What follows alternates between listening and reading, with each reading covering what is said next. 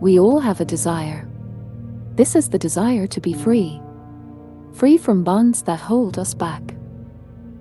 Whether you just started your career or left your 9-to-5, we are all on different roads leading to the same place. On this road there will be boulders, uphills, downhills, disturbing scenery, and beautiful ones too. You have the entire earth of resources to get where you want to be. You just need to know where to look. Every question you need answered, every challenge that lies before you has a solution. Step by step, no matter your path, you can make it.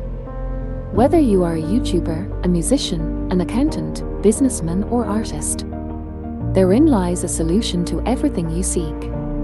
If you want to be financially free, I want you to dream about it day in, day out. But as much as you are dreaming about it, I want you to work towards it. Do not aspire to be like those who have succeeded before you, for they are not on the same road you are traveling on.